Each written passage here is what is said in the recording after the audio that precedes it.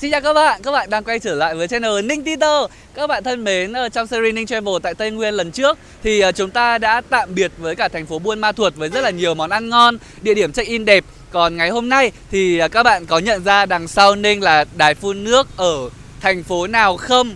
Đó chính là đài phun nước ở trên đường Phan Đình Phùng, thành phố Kon Tum.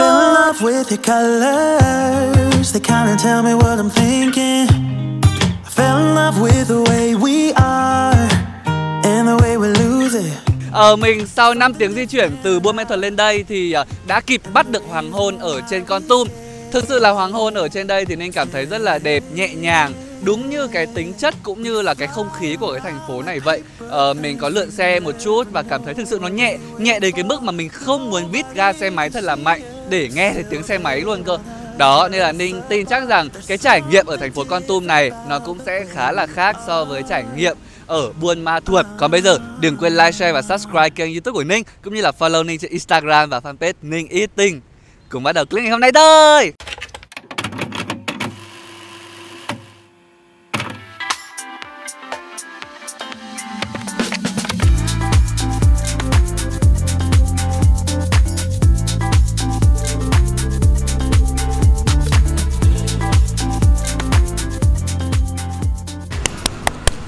Món đầu tiên tại thành phố Kon Tum.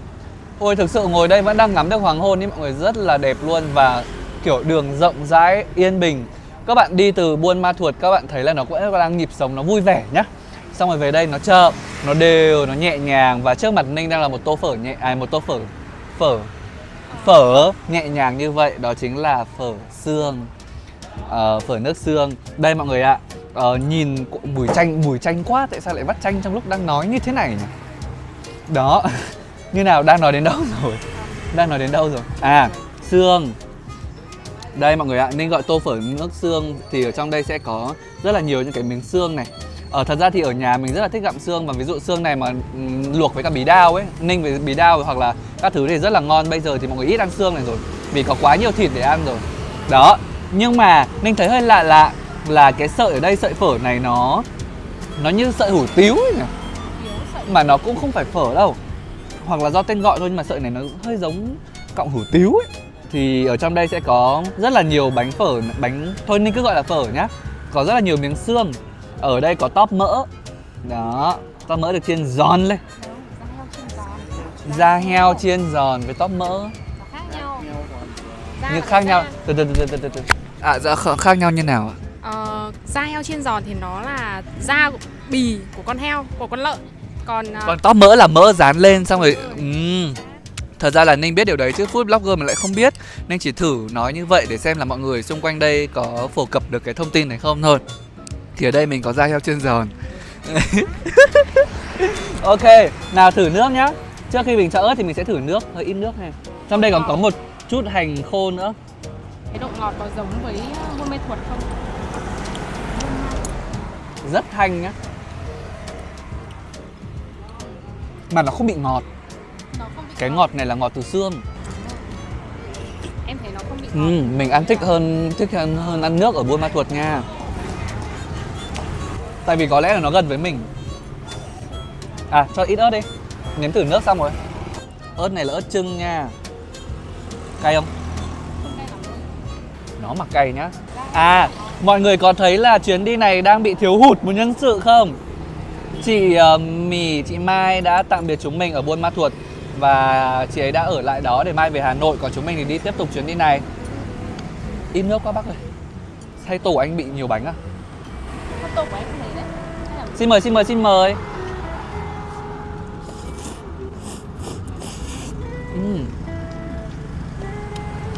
Sợi cũng ngon nhỉ? Đúng kiểu sợi hủ tiếu dai dai ấy. Nhỏ.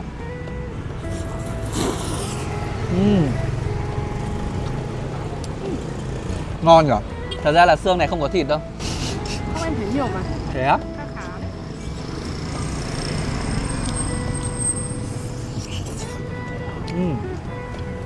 Ui, lâu lắm mới được gặm xương ấy nhá. Lâu lắm em không được gặm xương. Trước mà ninh xương xong toàn bể cái xương này để kiểu cho vào mì tôm ấy.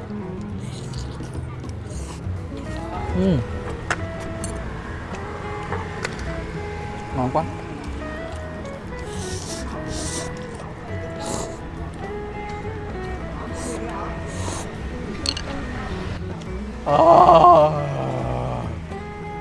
Anh bị bỏng mồm. Nước này rất là nóng. Em cứ vị này thôi. Ui. Mọi người ơi, da heo trên giòn ở đây rất ngon nhé.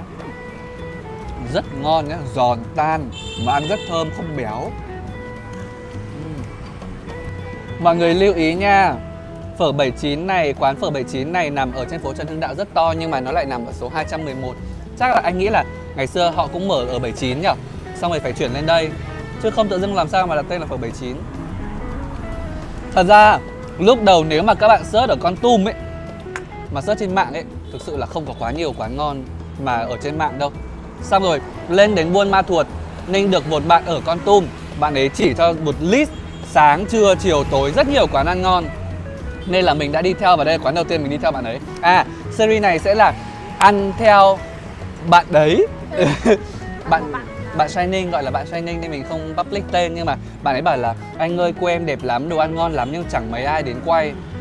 Nên là ngày hôm nay Ninh quyết định là sẽ thay đổi cái mindset đấy, cái cách suy nghĩ đấy, rằng Kon Tum cũng có nhiều cái ngon để ăn. Và quán tiếp theo là gì? Các bạn hãy đợi chúng mình một chút nữa nhé. Bây giờ phải ăn trước khi nó trương hết cả bánh rồi.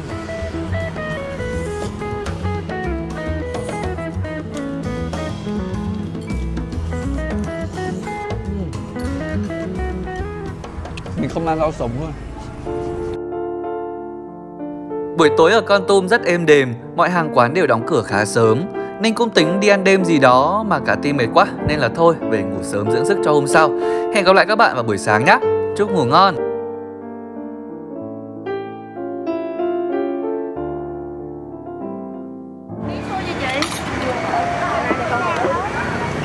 Hỏi với cho cháu. Cô đậu em phải nghe. Chào buổi sáng. Sáng nay thì tỉnh dậy thời tiết nó vẫn rất là nhẹ nhàng và mát mẻ như là những cái tập trước chúng ta tỉnh dậy vào mỗi buổi sáng. Sáng nay thì mình phải dậy sớm hơn một xíu, tại vì là mình sẽ đi ăn một cái quán mà mở sáng sớm và sẽ hết rất nhanh, khoảng tầm 8 giờ 8 rưỡi là hết rồi. Đó chính là quán xôi măng cá. Quán này thì nằm ở góc đường Lê Lợi. Quán này thì nổi tiếng lắm rồi nên là mình quyết định là phải đi ăn thử. Đây, trên tay Ninh đang là một phần xôi măng cá 15.000. Thì đây là một phần đầy đủ, chúng ta sẽ có một miếng cá nục này. Ở đây là măng này. Măng này là măng rừng nha. Chúng ta sẽ có một miếng đậu. Đó, và một miếng ớt. Có ai ăn được cái miếng ớt này không ta? Nào, xin mời các bạn cùng ăn sáng với Ninh nhé. Đây, Ninh sẽ xúc một thìa xôi có măng nè. Mùi măng thơm quá.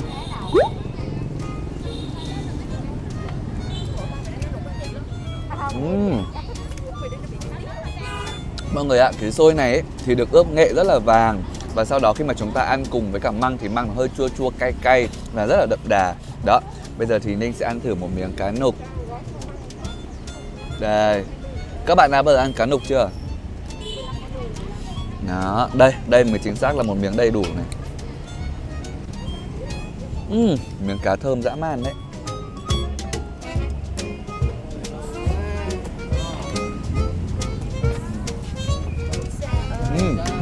Phần cá nục này được kho rất là mềm và nhừ. Ngoài ra thì nó rất đậm đà nhưng sẽ hơi cay đấy. Nó này sẽ hơi cay cay một xíu. Nên là bạn nào không ăn cay thì hãy cứ thử. Tại vì cá nục rất là thơm. Thật ra Ninh là rất thích cá nục. Bình thường mà ở Hà Nội ấy, mình hay mua những cái hộp cá nục màu đỏ. Đây, bạn quay phim hãy bắn nó vào cái tay của Ninh. Ở đó, mình hay mua cái hộp cá nục màu đỏ như thế này. Mình về mình làm nóng lên, ăn là bình thường là rất là ngon rồi. Tuy nhiên thì cá nục ở đây khi mà chế biến mà nó kiểu rất là tươi, ăn một phát biết ngay thì nó còn ngon hơn rất là nhiều. Đó. Ngon lắm. Ở đây còn có cả cháo cá. Không biết có nên gọi ăn thử không ta? Nên sẽ cắn thử một miếng ớt nha.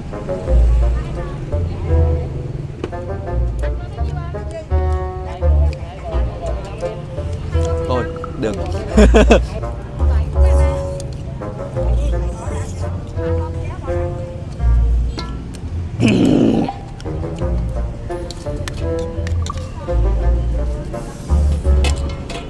Mọi người ạ, no quá. Sáng nay tự dưng Ninh vào cả bằng bát xôi và một bát cháo. Mà tự dưng ăn ớt cay quá, thế là vào bát cháo quá nhanh. Đến đây có thể mọi người không gọi cá cũng được. Nếu mà mọi người không thích ăn cá, mọi người hoàn toàn có thể gọi măng. Vì bản chất măng nó cũng đã đủ chua chua, cay cay và đậm đà để các bạn có thể ăn với xôi rồi. Nhưng mà thật ra nhá, nên cân nhắc cháo nhá. Nhiều bạn sẽ nghĩ là cháo nhạt nhẽo, nhưng mà ngày hôm nay khi mà đến đây Ninh thử cháo thì Ninh cảm thấy ngon phết nha. Đó. Và chị ấy thì cứ liên tay. Thật ra những cái chị bán xôi Ninh rất là phục. Kể cả chị bán xôi măng cái này hay là những cái chị bán xôi xéo, trời ơi, làm rất là nhanh luôn. Và đặc biệt là đông nhưng mà không bị rối. Đấy lại là vấn đề. Thì đây các bạn có thể thấy buổi sáng mọi người vẫn là ăn rất đông ở trên này. Đấy, thì các bạn nhớ đến dậy thật sớm, đón bình minh và đi ăn một bát xôi măng cá. Còn bây giờ thì chúng mình sẽ chuẩn bị lên đường đến Măng Đen. Let's go!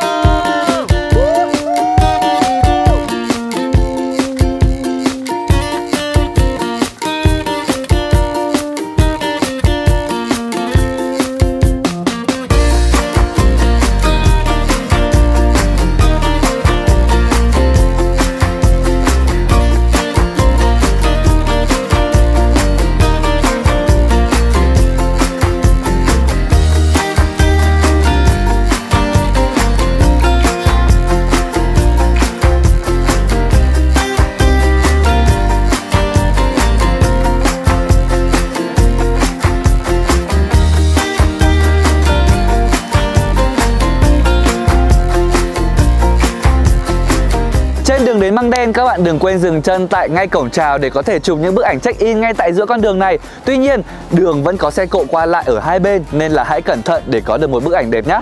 Còn bây giờ Ninh sẽ tranh thủ chụp ảnh rồi chúng ta cùng vào Măng Đen và khám phá Măng Đen thôi.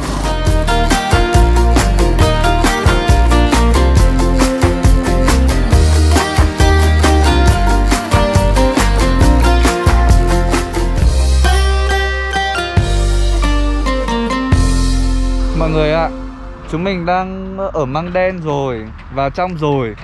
Nhưng mà không có gì. Nó không có gì ấy. Kiểu cũng đang mùa dịch nên mọi người cũng chả lên đây, cũng chả đóng cửa. Cũng đóng cửa các thứ hết ấy. Nên là thực sự bây giờ chúng mình không biết phải làm gì ở đây cả. Nên là chắc là chúng mình sẽ đi ăn luôn vậy. Rồi tìm địa điểm check-in sau. Các bạn đợi một xíu nhá, chắc sẽ có nơi chứa chấp chúng mình thôi.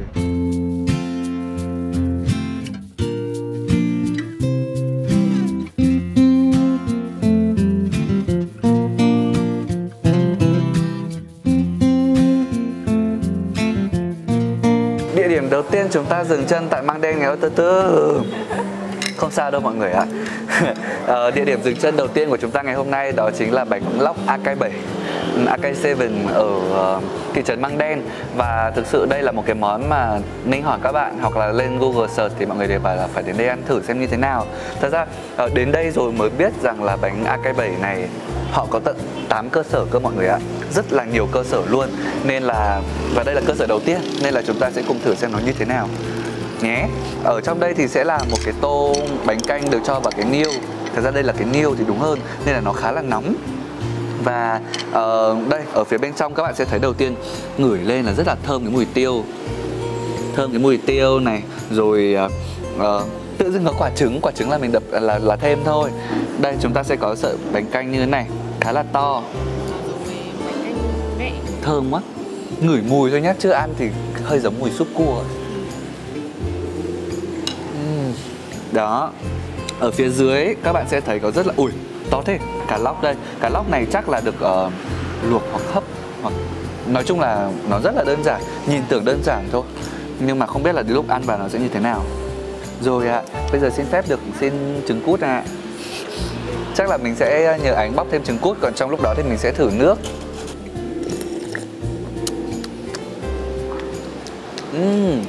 Nước ở đây các bạn sẽ thấy rất là thơm mùi cá. Sau đó nó ngọt thanh thanh. Nó chắc cũng hơi có mùi chính một chút nhưng mà vẫn ngon.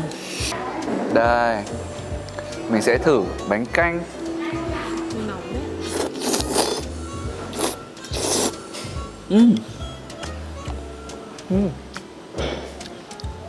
Sợi bánh canh rất là mềm và dai. không bị bột nhỉ. Khá là thích đấy.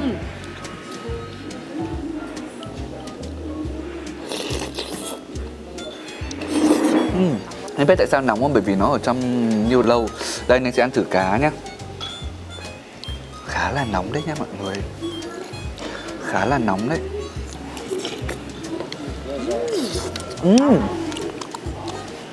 Rau này là rau sam à? Mọi người nhìn không? Trong đây có khá là nhiều rau. Cái rau này... thế thì phải thả vào luôn cho nó nóng đấy đúng không? Đó. Em nghĩ là sẽ ăn kiểu rau sống. Cho em. Có thể thả luôn. Mình sẽ trần cho nó tái tái một chút.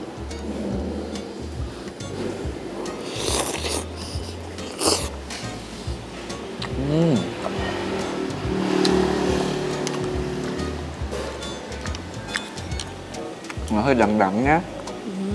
Hay là ở đây người ta gọi là rau đắng hả? Đây là rau đắng đấy. Rau đắng. Nhưng mà các bạn chỉ khi nhai các bạn sẽ cảm thấy đắng thôi. Còn khi mà các bạn hậu vị ở trong ấy, nó khá là ngọt và nó dịu cổ họng lắm. Ngon thế nhỉ?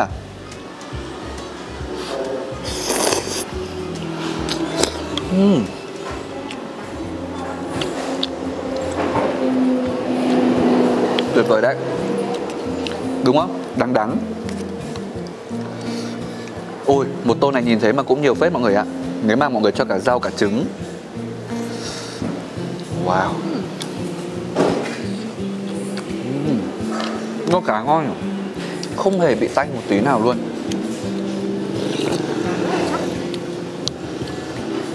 Món này ngon nha mọi người. Bảo sao mà tất cả bạn bè hay là những ai đã đến Kon Tum đều bảo với Ninh là nên ăn thử bánh canh cá lóc. Và Ninh tin rằng là có thể ở đây họ mở nhiều cơ sở nhưng mà họ sẽ không kiểu bị giống như Hà Nội là mở nhiều xong rồi chất lượng xuống ấy. Bởi vì thực sự là đi tất cả các quán kể cả ở Kon Tum hay là lên đây mình đều cảm thấy họ rất sạch và rất là có tâm. Làm rất là sạch sẽ mà tới nơi tới chốn luôn ấy. Đây không phải là kiểu mình phân biệt hay gì đâu, nhưng mà lên đây tự dưng thấy nó như thế. Chứ còn ở Hà Nội các bạn sẽ thấy chất lượng giữa các quán nó khác nhau hẳn.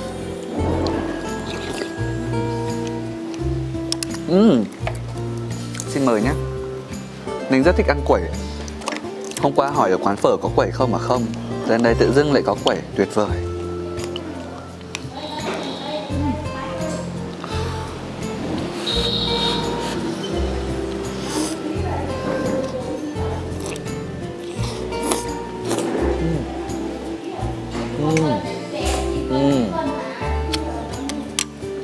Nên sẽ bắn ở góc cái giá món ăn cũng như là cho mọi người xem cái địa chỉ của 7-80 cơ sở này để mọi người có thể tham khảo. Còn bây giờ thì ăn đã nhỉ? Cho quay phim ăn với. Đói không ạ? Đói không ạ? Đói à? Ok, thế để gọi cô cho ăn đi.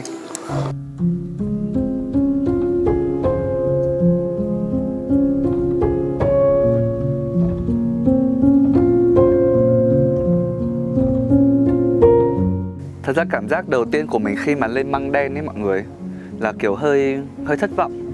Vì nghĩ rằng nó sẽ đẹp hơn, nghĩ rằng nó sẽ nhiều thứ hay ho để chơi, để ăn hơn.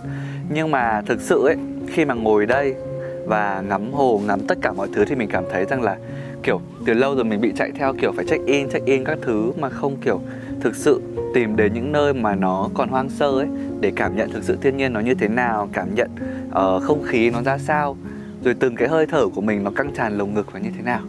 Đấy, ngồi đây đọc sách, uống cà phê, ngắm thời tiết, ngắm không gian. Thực sự là một trải nghiệm rất là tuyệt vời. Và Ninh nghĩ rằng là lên Măng Đen vẫn có cái thú vị của nó. Nếu mà nó càng nhanh bị thương mại hóa giống như Đà Lạt thì có thể sẽ khó tìm được cái cảm giác này. Nên rằng là ok, Măng Đen cứ là Măng Đen, vẫn có món ăn ngon, vẫn có cảnh đẹp và cà phê xinh để các bạn có thể check in. Đó, tuyệt vời. Tuyệt vời. Mọi người ạ, sau khi ngồi cà phê xong thì bây giờ mình bắt đầu đi ăn trưa. Và trên đường lúc mình vào thì mình thấy có một cái quán gà rất là nhiều gà. Thì chứng tỏ họ phải làm ngon lắm, đông khách lắm nên họ mới làm nhiều như vậy. Nên là chúng mình đang dừng chân tại quán Cô Sinh. Nào cùng ăn gà nướng thôi. Mình nghe hôm nay ăn gà nhiều quá, thích quá. mọi người ạ. Lúc nãy đi qua thì mình chỉ thấy là một dãy gà dưới được nướng thôi. Nhưng mà bây giờ lên đến đây là thấy rất nhiều rồi. Họ sẽ nướng sẵn qua một lượt để đến khi nào khách ăn thì sẽ nướng lại cho nó nóng và nó giòn cái vỏ ra. Đấy, thì thực sự đứng ở đây các bạn sẽ thấy rất thơm là cái thứ nhất. Và cái thứ hai là rất nóng. Nguyên cái nửa mặt bên này của mình là rất nóng luôn này. Nhưng mà thực sự nhìn vào rất ngon. Cắn một miếng thôi là thấy tuyệt vời luôn. Mặc dù mình chưa ăn thử. Đấy. Một ngày mình bán được khoảng bao nhiêu con hả cô? Ngày mà ngày Tết thì được nhiều con, cái ngày bình thường này thì mấy chục con thôi. Mấy chục con à? Nhưng mà con thấy ở nhà hàng mình là đông nhất hay sao ấy? Mấy ngày này. Cố gắng con. Dạ vâng. Nhưng mà chắc cũng phải ngon như không cô? Mình cứ cố gắng giữ uy tín con. Dạ. Gà vừa tươi vừa ngon. Gà vừa tươi vừa ngon nha. Lát nữa con kiểm chứng luôn cô ạ. Tới đâu mình làm gà tới đó thôi. Dạ. Nhìn ngon quá. Nên bây giờ chúng ta sẽ cùng vào thưởng thức một mẹt gà nướng nhá. Xem nó như thế nào. Gà nướng cơm lam, ok. Đến phải ăn.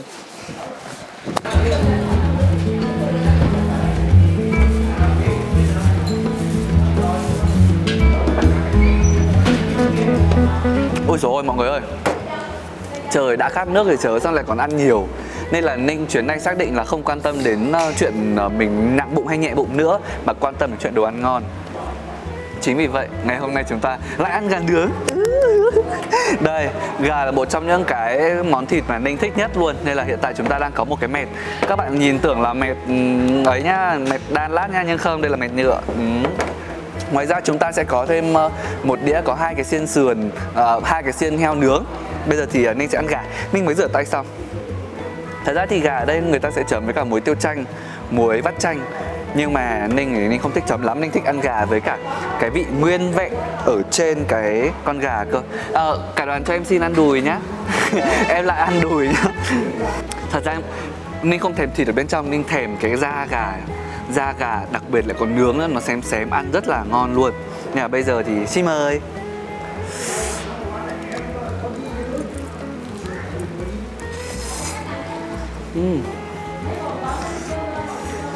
Ngon quá. Lúc đầu mình nhìn, mình hỏi thì mình cứ tưởng đây là lá mắc mật. Nhưng mà chị ấy bảo đây, anh ấy bảo đây là lá tiêu rừng. Nhưng mà ăn vị nó cũng khá là, nó không quá nồng như là cái vị lá mắc mật đâu. Nhưng mà nó vẫn rất thơm. Nó mềm. Lá mắc mật mà các bạn nướng hay các bạn làm các thứ thì nó sẽ rất là cứng rắn. Cảm ơn ạ. Đây, mình rất là thích ăn phần từ từ mình còn có cả heo với cả ở đây mình có cả cơm lam nữa. Mấy ngày hôm nay ăn đồ nếp nhiều quá nhá. Không biết các bạn có biết không là mình thực sự rất thích ăn đồ nếp, đặc biệt là cơm nếp với xôi ấy. Đặc biệt là xôi thì rất ngon luôn. Mà cơm lam, cơm nếp thế này ăn với cả gà cũng ngon. Đây, ở đây các bạn sẽ thấy là cái phần cơm lam của họ thì không chỉ có nguyên gạo đâu. Ở trong đây họ còn cho một ít cả hành, một cái ít hành này là hành tím vào nữa, hành khô ấy.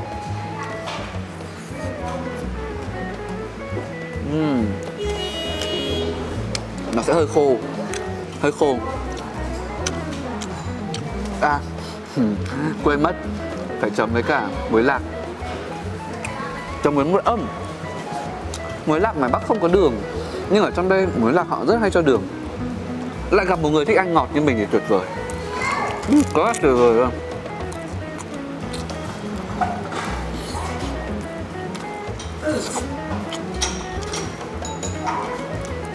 Nào, mời quay phim miếng. Nó đầu bằng mày. Khổ lắm. Cứ làm quay phim. Đây, phần này, cái này em phần cho anh nha. Ninh là không bao giờ thích ăn phao câu. Nhưng mà anh đang cầm cái máy này thích ăn phao câu, anh kia thì không thích. Anh đấy không thích. Thế ai thích ăn cổ không ạ? Để chia nào. Chia phần. Một mẻ này nhìn thấy thôi mà cũng to phết đấy. Chúng ta có một xiên thịt lợn rau răm à? Thịt lợn nướng ăn cùng với đây. Ui, cái mùi tẩm ướp rất thơm luôn. Cảm giác nó sẽ ngọt ngọt.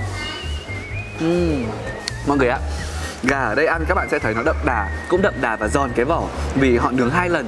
Tuy nhiên thì vị ở đây sẽ hơi khác với cả gà nếu mà chúng mình ăn ở dưới Buôn Ma Thuột một chút. Các bạn đi các bạn sẽ so sánh nó dễ hơn. Nhưng mà nếu mà ăn ở trong cái buôn gì ở buôn gì Aka de Hong thì các bạn sẽ thấy là cái vị của nó họ sẽ ướp thêm nhiều mật ong hơn vào cái vỏ.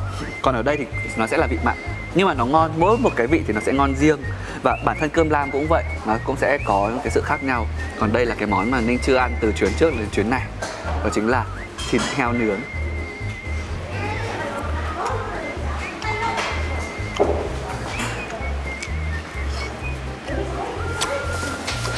Chị ơi, mình có tương ớt không mà?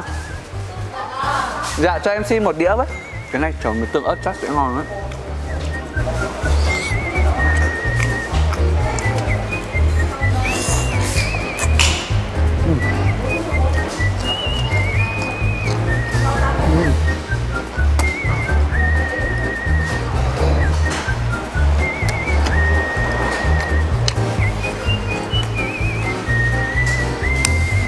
Ngon, được.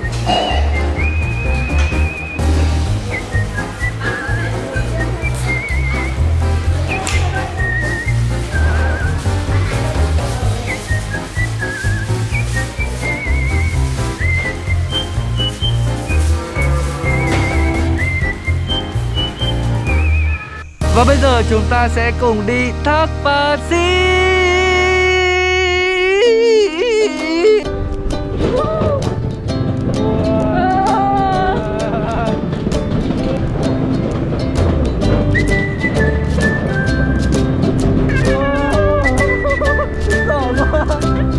Sợ quá mọi người ơi.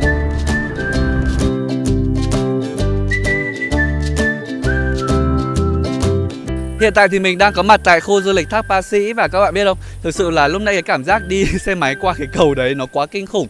Và đường ở xuống đây thì nó cứ lên xuống. Và xe mình đang chuẩn bị gần hết xăng rồi. Nhưng mà thực sự vào đây nghe tiếng suối chảy và Ninh đang rất muốn khám phá cái thác kia để chụp ảnh xem nó như thế nào. Thì bây giờ các bạn hãy cùng vào trong và khám phá với Ninh nhé. Không được nhún nhảy ở trên cầu này đâu, đổ đấy.